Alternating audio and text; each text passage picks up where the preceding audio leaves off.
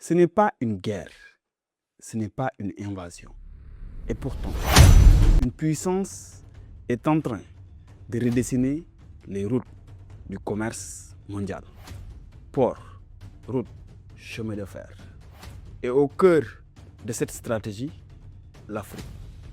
Depuis 2013, la Chine déploie un projet colossal, les Belt and Road Initiative. Officiellement, c'est pour le développement, mais officieusement, c'est un déploiement d'influence. Et l'Afrique est devenue l'un des terrains stratégiques les plus importants dans cette transformation mondiale. Mais derrière ces investissements massifs, une question se pose. Les nouvelles routes de la soie sont-elles une opportunité historique pour le développement africain ou un nouveau système de dépendance économique?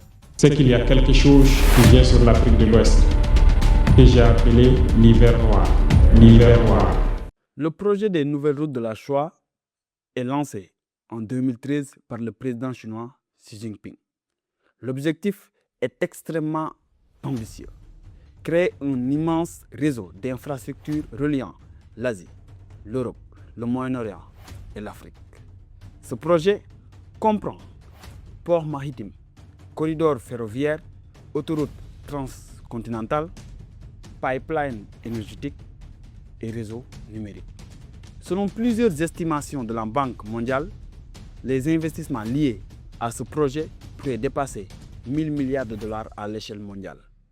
Plus de 150 pays participent aujourd'hui à cette initiative. Et l'Afrique y joue un rôle stratégique majeur. Depuis le lancement de la Belt and Road Initiative, la Chine a massivement investi dans les infrastructures africaines. Et aujourd'hui, plus de 45 pays africains sont officiellement partenaires du projet. Entre 2000 et 2022, les entreprises et banques chinoises ont prêté plus de 170 milliards de dollars aux gouvernements africains. Selon la base de données du Centre de politique de développement mondial de l'Université de Boston, ces financements ont permis la construction de nombreux projets majeurs. Au Kenya, la ligne ferroviaire Mombasa-Nairobi, avec un coût de 3,6 milliards de dollars, l'un des plus grands projets ferroviaires de l'Afrique de l'Est. En Éthiopie, le chemin de fer Addis Abeba-Djibouti a coûté environ 4 milliards de dollars. Première ligne ferroviaire électrique transfrontalière africaine. Au Nigeria, la ligne Abuja-Kaduna est financée par les prêts chinois. En Angola, des milliers de kilomètres de routes et de chemins de fer sont construits après la guerre civile par les financements chinois. Le résultat est que la Chine est devenue le premier partenaire commercial de l'Afrique. Selon les statistiques du ministère du Commerce chinois, les échanges commerciaux ont atteint plus de 282 milliards de dollars en 2023. Les ports africains sont devenus des points stratégiques majeurs dans la nouvelle géopolitique maritime. Plusieurs ports africains stratégiques ont été construits ou modernisés à travers les financements chinois. Port de Djibouti, port de Mombasa, port de Lamu, port de Lekki au Nigeria, port de Bagamoyo en Tanzanie. D'ailleurs, un projet initialement chinois. Ces infrastructures permettent de sécuriser les routes commerciales vers l'Europe, l'accès aux matières premières africaines et les flux maritimes vers le Moyen-Orient et l'Asie. Mais cette présence économique s'accompagne parfois d'une présence stratégique.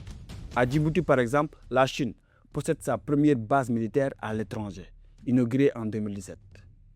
Mais ces investissements soulèvent aussi des inquiétudes. Certains analystes parlent de diplomatie de la dette. L'idée est simple. Les États empruntent pour financer des infrastructures. Mais si les revenus générés par ces projets ne suffisent pas à rembourser les prêts, la dette peut devenir un fardeau. Selon la Banque mondiale, la Chine détient environ plus de 12% de la dette extérieure totale de l'Afrique. Dans certains pays, la dépendance est plus élevée, comme le Zambie, le Djibouti ou encore le Kenya. Cependant, plusieurs chercheurs soulignent que les créanciers occidentaux et les marchés financiers internationaux détiennent eux aussi une partie importante de la dette africaine. La réalité est donc beaucoup plus nuancée que le simple récit d'un piège chinois. Malgré les critiques, beaucoup d'économistes africains considèrent que ces infrastructures sont indispensables. Pourquoi? Parce que l'Afrique souffre d'un déficit massif d'infrastructures. Selon la Banque africaine de développement, le continent a besoin de 130 à 170 milliards de dollars d'investissement par an pour moderniser ses infrastructures. Sans route, sans port, sans énergie, il est impossible d'industrialiser, de développer le commerce ou de créer des emplois. Dans cette perspective, les routes de la soie pourraient accélérer l'intégration économique africaine, la mise en œuvre de la zone de libre-échange continentale africaine et le développement des corridors logistiques. Mais tout dépendra d'une chose, la capacité des États africains à négocier des partenariats équilibrés et stratégiques.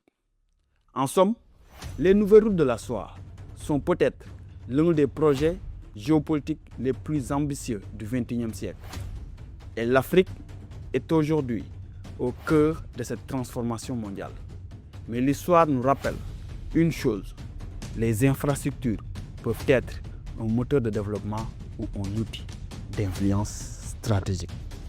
C'est qu'il y a quelque chose qui vient sur l'Afrique de l'Ouest, que j'ai appelé l'hiver noir. L'hiver noir.